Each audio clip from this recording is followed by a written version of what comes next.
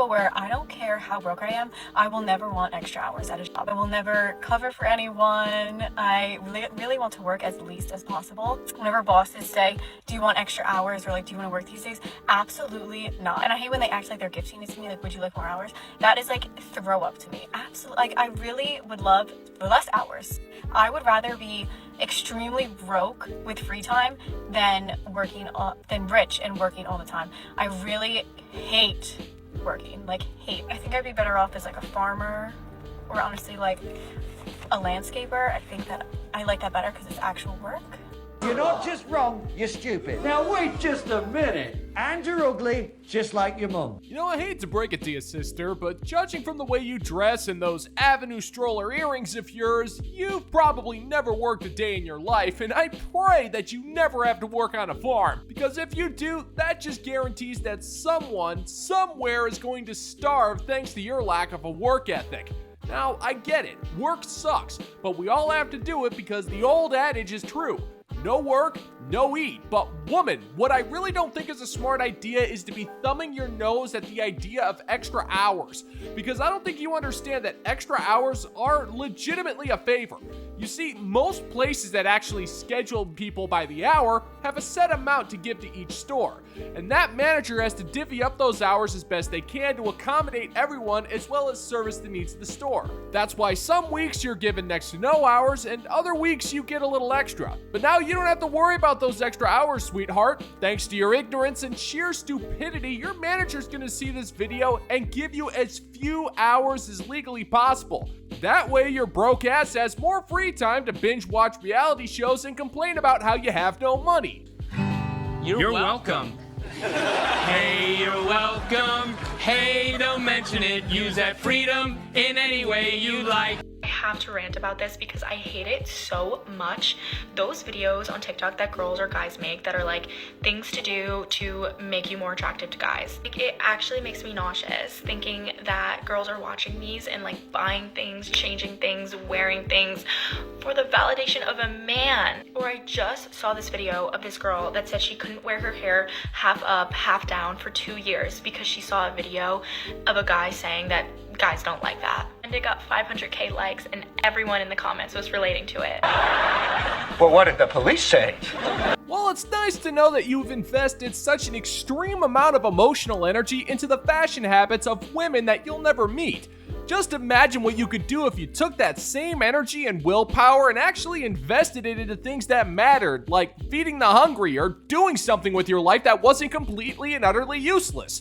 Think about it. You're so emotionally invested in the idea that women actually want to appear nice for men that it physically makes you sick to your stomach to know that the strategy works. And instead of trying it out for yourself, you're just going to project your rampant insecurities onto an entire population of women who don't actually care about what you think. And what's really sad is that you've been made sick because of how many people clicked on a thumb and comments which may or may not actually be accurate. Face it, woman, your life has left you so bitter and jaded that something as innocuous as an LOL sane comment is enough to make you want to throw up that overpriced iced coffee drink you bought for breakfast. Or even the whole sundress thing. Like, oh, guys said that they like when we wear sundresses. Guess I gotta go buy sundresses. Why don't we wear what we want? I'm really not trying to be mean about this, but ladies, you do not live to please a man. What you want, do your hair like you want, act like you want. You live for you. Please. I wish I could help you here, but I just don't want to. Oh, I get it now. You're so broken that you refuse to believe that in order to get a man, that man should cater to every single one of your whims. That he should put up with your stuck-up attitude, your lack of a personality, and your inability to be feminine. And you project those obvious insecurities onto an entire population of women, not because you actually care about them, but because you want so badly to be right that you'll defy all logic and try to convince all of womankind to stop being feminine just so you don't have to be wrong. I mean, I personally didn't realize that the whole sundress thing was such a sore spot for you, but it would occur to me that if a woman is wearing a sundress, then at least a part of her must be comfortable or at least feel good wearing one. I would guess that the design to catch a cool summer breeze would make me think that it would be more comfortable than those spandex things you guys wear with high heels. Plus, they're probably more cost effective than your designer rags that come out of Vietnam, so what's the big idea? What is with the hate on sundresses, woman? How did sundresses hurt you? After that humiliating rant, you owe the internet an explanation, woman. What did the sundresses ever do to you? Answer the question! Single moms are ineligible. Okay, I've seen a lot of comments on my thread of things about single moms. This is the whole deal in dating. There's a whole bunch of people that have a whole different areas that they are in their life. Divorced people, people who have never been married, people with kids, people without kids. There's just kind of something for everybody, and a lot of people are at different stages in their lives, and that is obviously something that is recognized when you're dating. So I don't feel like there needs to be a need to single out the single moms. We're here, and there's a lot of them, and there's a lot of single dads too, so I don't understand what the issue is, but... Now, Idiots! It's simple! Lady, nobody's singling you out. You single yourself out, and when you do that, we call you out. When a childless man hears the word single mom, it raises a large number of red flags and prevents you from being taken seriously. We see the rhetoric all the time. Your kids come first, you want a man, not a project, and your kids are a blessing and a man should agree with that hogwash. And it all comes down to this. If you get into a relationship with a man and it becomes serious, you are going to expect, if not demand, that he take on the full financial responsibility for children that are not his own. Not only will he be expected to pay for said children, he will be given zero parenting rights, but he will still be expected to provide, babysit, and chauffeur children who share DNA with a man that is not him. That is why you're ineligible. Now sure, there are all sorts of people on the internet, but let me ask you this, woman. If there are all sorts of people in all sorts of situations and that there's someone for everyone, then why is it that you're still single, huh? If there's all sorts of people on the internet and very few of them want anything to do with you, that means that they don't consider you eligible for a date, a relationship, and they're not even willing to use you for practice. And the Pumpty dance is a man's chance to do the pump. And if he's passing up the Pumpty Dumpty dance, then you're worse than ineligible. You're pretty much cursed. I hope that clears it up for you. You're welcome. You have failed conclusively. It's over. And there is nothing that you can do here in this room that can turn that around. Ladies, forget dating apps. If you're looking for a husband, get a flight to New York and take a run on the West Side Highway. I swear to God, I have never seen so many hot people taking a run here. It's just hot people. Like, what is going on here? It's a melting pot of the hottest people in New York who care about their fitness. Nobody cares what you think. Hey, woman, I wouldn't be bothering those men. You see, you're viewing New York City as some sort of a meat market and that every single man there wants something to do with you. Now, those types of men are just not in your league, sister. They are men of class, distinction, and enjoy the finer things in life. Things like Johnny Dangerously, one of the best movies around. Now, I will admit, I am completely ashamed to have forgotten about this little gem of a picture until a good number of certified gents in the comments section kindly reminded me, and damn it, I salute every single one of them for doing so. What happens when you get a man like Michael Keaton, a brilliant actor who loves his job wholeheartedly, and tell him that he's going to star in a gangster parody where he gets to breakdance to Charleston music? Well, I'll tell you what you get. One of the best damn movies to grace the silver screen. Just take a look at this glory.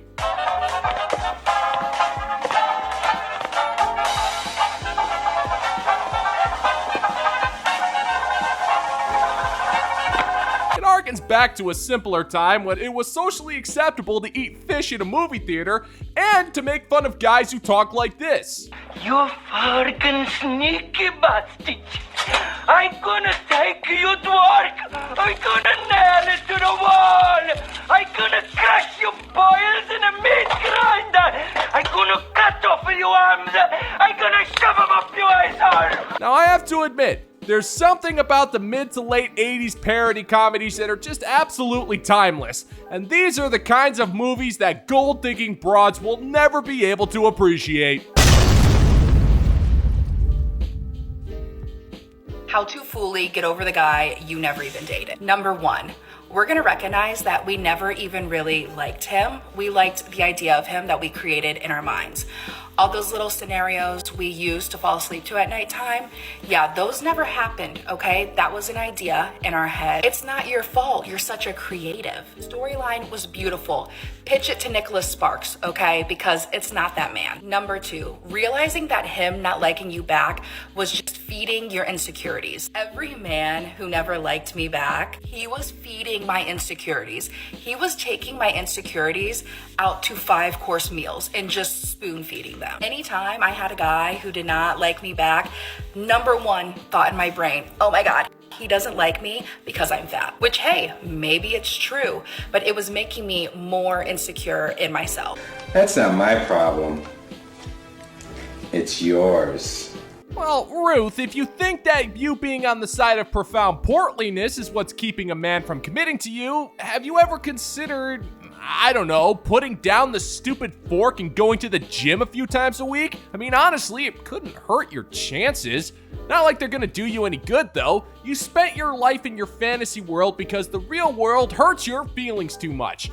And it's just easier to project those insecurities on a man who are just craving some bedroom McDonald's than it is to actually face your insecurities and maybe grow up as a human being. Now, I get it, Ruth. You've never had a boyfriend. You never shut up about that. It's literally your brand. But there comes a point where you'll never have a boyfriend because you're too hung up on the idea of not having one that you ultimately just sabotage yourself every single time.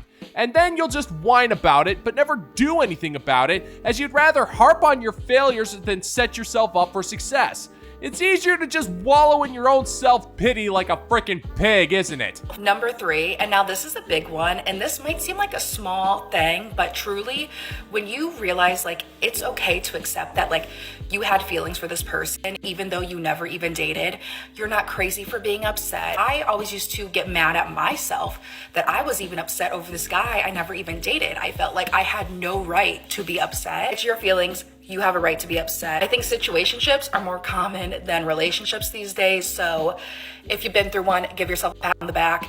You're gonna be okay.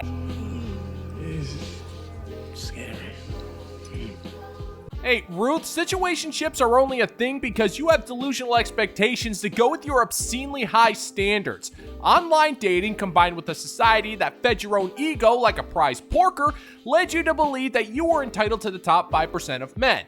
And though you thought by letting them have fun with your sloppy failure trench of doom would be enough to get them to fall in love with you, and you fell into that particular trap so many times that it makes you go on and on about never having a boyfriend and not dating guys and falling into situationships that could have been easily avoided if you just dated men within your own league. But those days are long gone, Ruth. You're no longer the prize pig at the fair. But if we're being honest, you never really were. Your value is so low that people are second guessing purchasing you for pork chops.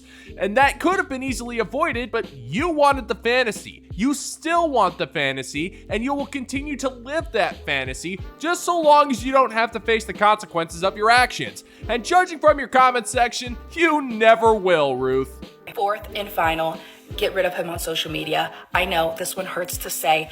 We love getting cute, posting on our story, posting on our feed, hoping that he sees, hoping that he likes. Even if you ended on good terms, I feel like having them on social really prolongs you getting over them, and we want to get over them quick. Love you guys. I hope this helps. Okay, bye. Good luck.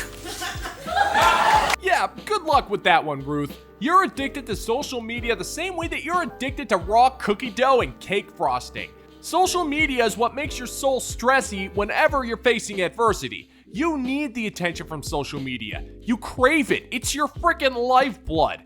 You're not getting it anywhere else in your life, so you'll tell yourself to block this guy and ignore him and that you never had feelings for him, and that'll last maybe 48 hours before you post something, and then you'll obsessively watch to see if this guy reacts. You won't be able to help yourself, Ruth. You have nothing else going for you in your life. You won't improve yourself and you won't acknowledge any of your issues. You're incapable of moving on from heartbreak, and your advice is about as terrible and unhealthy as your attitude towards life itself. Well, that and the fact that you refuse to do anything about your piggish lifestyle. And if you don't do anything about that, then you can't be surprised if men treat you like the village moped. You may be fun to ride, Ruth, but no masculine man worth his salt ever wants to be seen with you in public.